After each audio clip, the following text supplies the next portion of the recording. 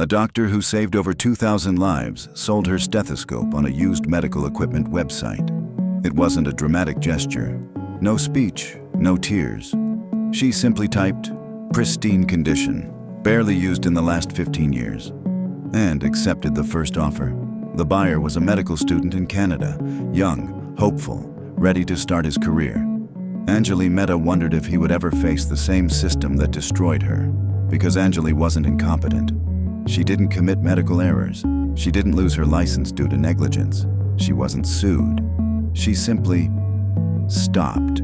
Stopped touching patients, stopped diagnosing, stopped doing the one thing she knew how to do better than anything else, saving lives.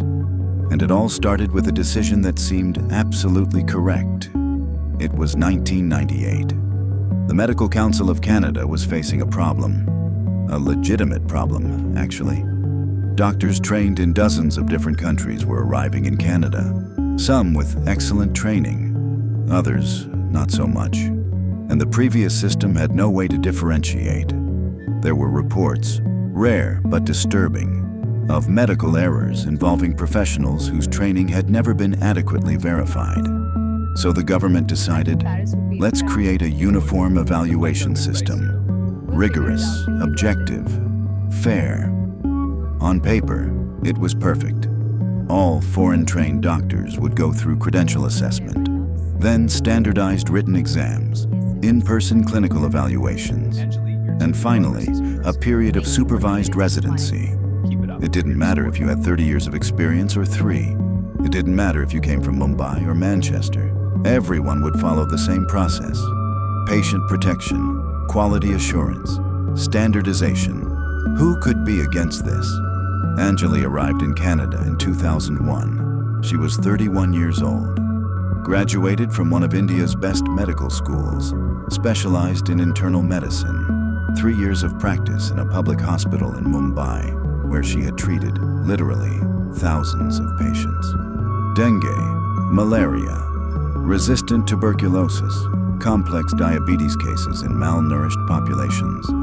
She knew medicine. Her husband, a software engineer, had received an offer in Vancouver. It was too good an opportunity to refuse. Top-tier education for the kids, stability, security. Anjali wasn't worried. Doctors were needed everywhere.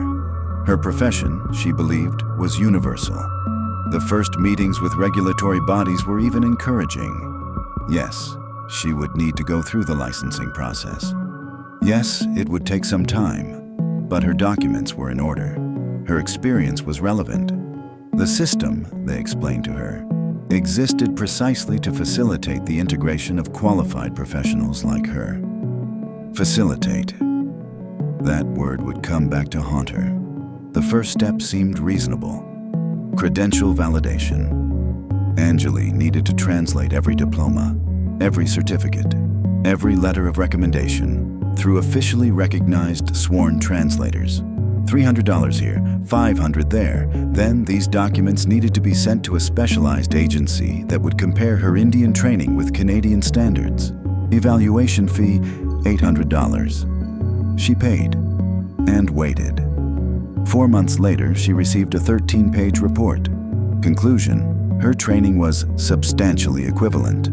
But, and there's always a but, there were gaps in specific areas.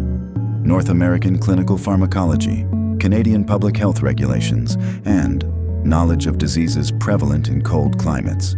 Anjali read that last category twice. Cold climate diseases.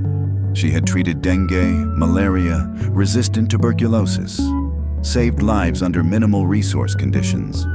But she didn't know enough about hypothermia or vitamin D deficiency related to lack of sun, as if disease respected geographical boundaries, as if the human body functioned fundamentally differently at 49 degrees north latitude. But the rules were clear. Before attempting the licensing exams, she would need to complete courses to fill these gaps. The courses cost between $2,000 and $5,000 each, and had waiting lists of months. Anjali enrolled, paid, waited. Meanwhile, to support her family, she accepted a job as a research assistant at a pharmaceutical studies clinic. The work consisted of filling out forms, scheduling patients, organizing files, $18 an hour, less than many technicians without university degrees. Her colleagues treated her with condescending sympathy. Good that you're doing something health-related while you try to get licensed, as if she were trying to become a doctor, instead of already being one. The courses were completed in 2003, 2 years since her arrival. Anjali was finally eligible for the exams. First phase, comprehensive written exam, general medical knowledge. She studied intensely, balancing her assistant work, caring for her children, then 8 and 10 years old, and long nights reviewing pharmacology, anatomy, pathology. Not that she needed to relearn fundamental concepts.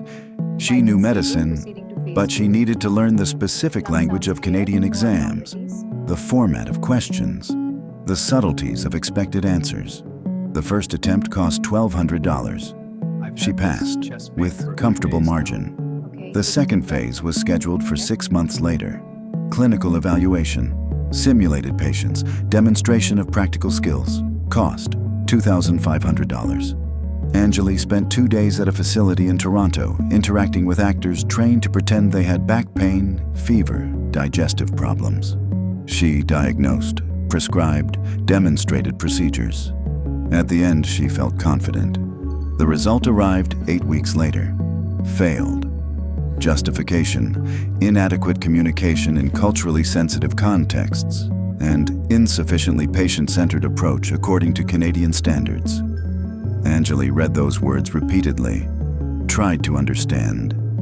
She had spent years treating real patients, not actors, saved lives, diagnosed complex conditions, worked under pressure in environments with limited resources. But apparently she didn't know how to talk to a Canadian actor pretending to have lower back pain. She could appeal, but that meant paying additional fees, waiting months for a review, or simply retake the exam, another $2,500, another 6 months waiting to get a spot. She retook it and failed again. This time for failures in clinical documentation and procedures that don't completely follow standard protocols. It was at this moment, in 2005, 4 years after her arrival in Canada, that Anjali began to understand something. The problem wasn't that she was incompetent. The problem was much more subtle and much more devastating. The evaluation system had been designed with implicit assumptions about how competence should manifest. And these assumptions reflected a very specific way of practicing medicine, a way shaped by abundant resources, homogeneous populations, inflexible protocols, an institutional aversion to risk that made clinical adaptability practically a disadvantage. In Mumbai, Anjali had learned to diagnose with minimal resources: a stethoscope, skilled hands, attentive observation. She had developed the ability to identify subtle patterns that expensive tests would only confirm later. She knew how to improvise, adjust, make quick decisions with incomplete information, because that was the reality of medicine where she had worked. In the Canadian system, this skill was irrelevant. Worse, it was suspect. The evaluation prioritized adherence to rigid protocols, exhaustive documentation, a standardized sequence of tests and procedures that assumed unlimited access to technology and time. Clinical creativity wasn't valued. Conformity was. Anjali realized she wasn't being evaluated on her ability to heal or diagnose. She was being evaluated on her ability to perform a very particular version of medicine within artificially narrow parameters. But realizing this didn't change anything. The rules were the rules. In 2006, Anjali made a third attempt at the clinical evaluation, but this time she prepared differently. She hired a coach, someone specialized in training foreign-trained doctors for Canadian exams.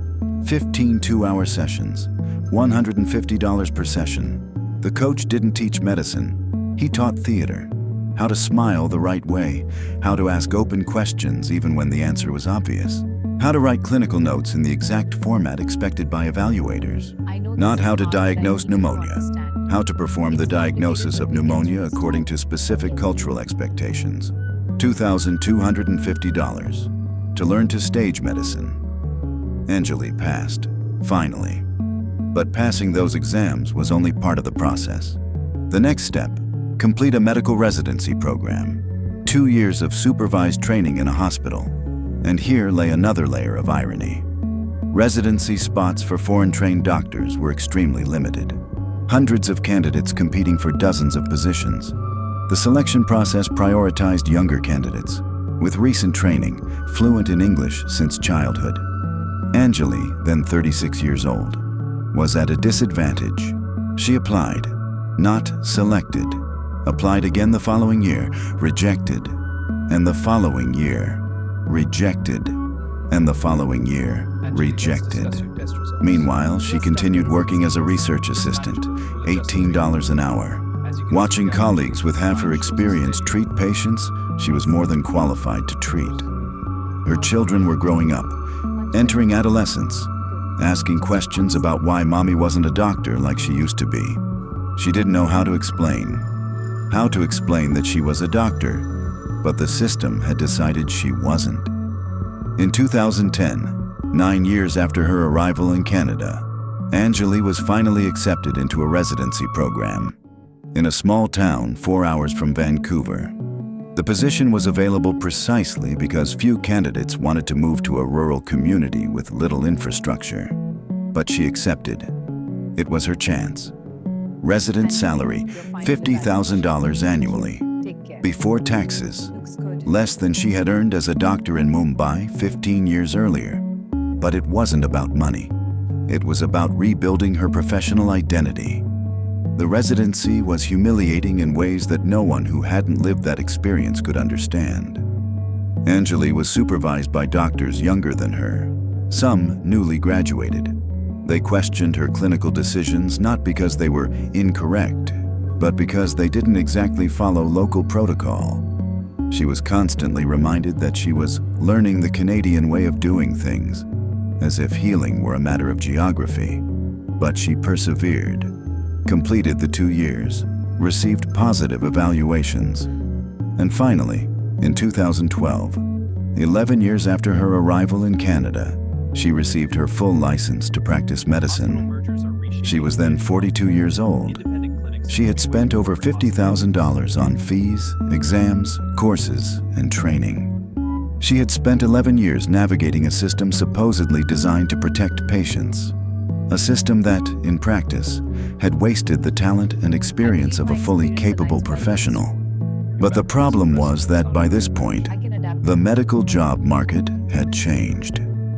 In the decade Anjali spent trying to get licensed, the Canadian healthcare system had undergone structural transformations. Hospitals consolidated, clinics became part of larger corporate networks, and independent medical practice became increasingly difficult. At the same time, there was a growing emphasis on career continuity. Employers preferred to hire doctors with histories of continuous practice, without long gaps in their resumes. Anjali had an 11-year gap. She applied for dozens of positions. The interviews followed a predictable pattern. Interviewers admired her resilience, praised her international experience, and then asked, "But what did you do professionally in the last 10 years?" She explained. The licensing process, the exams, the residency, and saw in their faces the same unspoken question: why did it take so long? As if it were her fault. As if the lost decade reflected incompetence, not a dysfunctional system.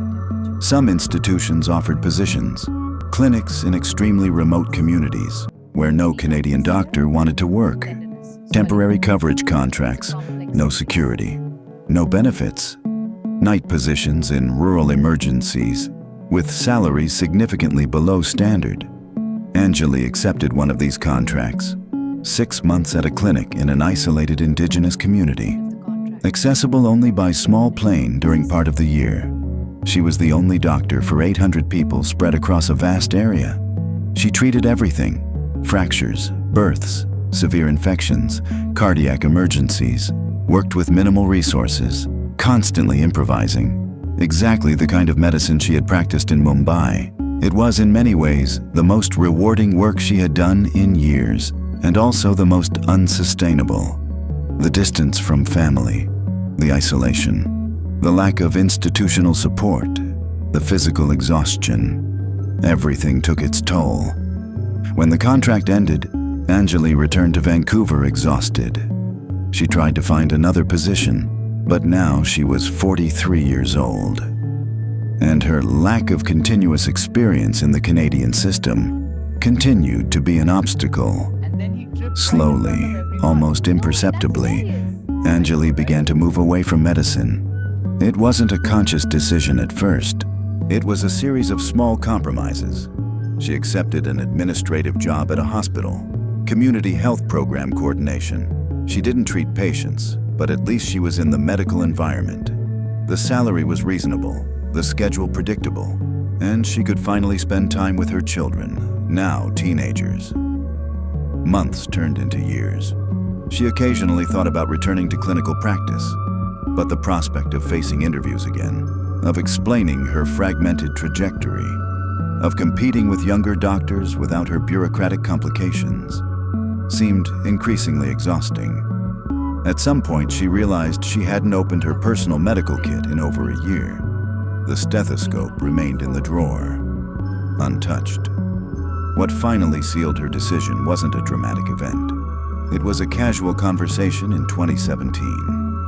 Anjali was at a professional networking event when she met a young, newly licensed doctor, graduated in Canada, 28 years old, excited about his first position at a reputable clinic. He asked about her work. Program coordination, Anjali replied. Oh, but you're a doctor, right? He asked, having seen her badge. Why aren't you practicing? She began the familiar explanation. The licensing process, the lost years, the reintegration difficulties, but stopped halfway. She saw in his eyes the same expression she had seen dozens of times. Polite confusion masking a silent assessment. He was thinking that if she were really good, she would have found a way. At that moment, Anjali understood something definitive. It didn't matter how much she explained. For anyone who had never navigated that labyrinth, her story would always sound like a series of personal failures, not as evidence of a broken system. It was at that moment that she decided to sell the stethoscope. Today, at 56 years old, Anjali Mehta works as Director of Community Engagement at a hospital in Vancouver. It's a good job, important even. She coordinates preventive health programs, organizes vaccination campaigns, facilitates educational workshops. But she doesn't touch patients, doesn't diagnose, doesn't prescribe, doesn't save lives the way she saved them for years in Mumbai. Sometimes, walking through the hospital corridors, she sees young residents, some of them trained in foreign countries, now starting the same process she completed 15 years ago, and feels a complex mixture of solidarity and something close to envy. They still have hope, still believe the system will eventually recognize their value. She knows what most will discover, that the system wasn't designed to recognize value. It was designed to filter, delay, discourage, and it does so with remarkable efficiency, all in the name of patient protection. But here's the part that will make you furious. While Anjali coordinates community engagement programs, Canada faces a severe shortage of doctors. It's not an exaggeration, it's a crisis. Clinics across the country close for lack of professionals. 6 million Canadians, nearly 1 in 6, don't have access to family doctors. Wait times for specialized consultations extend for months, sometimes years. People die in waiting lines. And while this happens, there are approximately 13,000 fully qualified foreign-trained doctors living in Canada, with decades of experience, fluent in multiple languages, capable of serving diverse communities. And they work as Uber drivers, administrative assistants, program coordinators. Their skills wasted, their careers ended, not due to incompetence, but by a licensing system that prioritizes procedural conformity over real competence. A 2019 study estimated that if just half of these foreign-trained doctors could get licenses to practice, Canada's doctor shortage would be eliminated in 3 years. 3 years. But the system continues to function exactly as it was designed in 1998.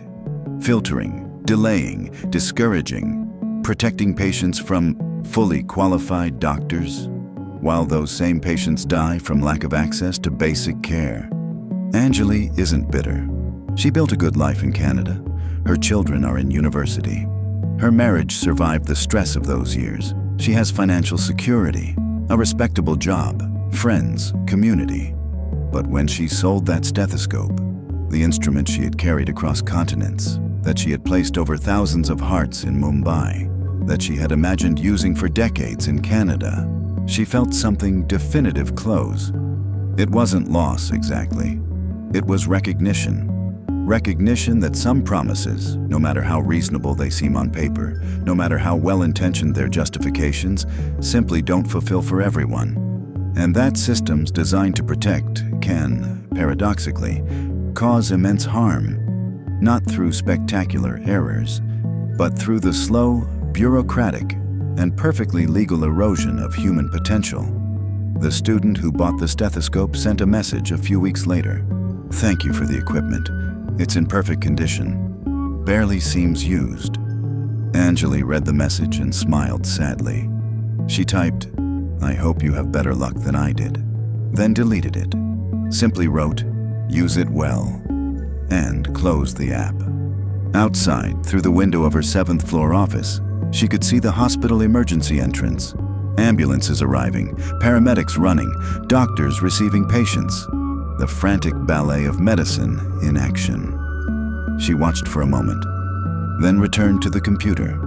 She had a report to finish on community engagement metrics for the diabetes prevention program. Numbers in spreadsheets, data in graphs, impact measured in percentages and statistical trends, not the pulse under her fingers. Not the relief in a patient's eyes when the diagnosis finally made sense. Not the quiet satisfaction of knowing, with professional certainty, that she had made the right decision at the critical moment. These sensations, Anjali knew, would never be hers again. Not because she wasn't capable, but because the system had decided long ago, in distant rooms, in discussions about standards and protection and quality, that doctors like her needed to prove themselves repeatedly, indefinitely, until the very act of proving themselves exhausted them completely. And so, a doctor who treated 2,000 patients in Mumbai never touched a stethoscope again. Not by choice, but because sometimes the systems we create to protect us destroy exactly what we need most. And they do it silently, bureaucratically, irreversibly, one form at a time.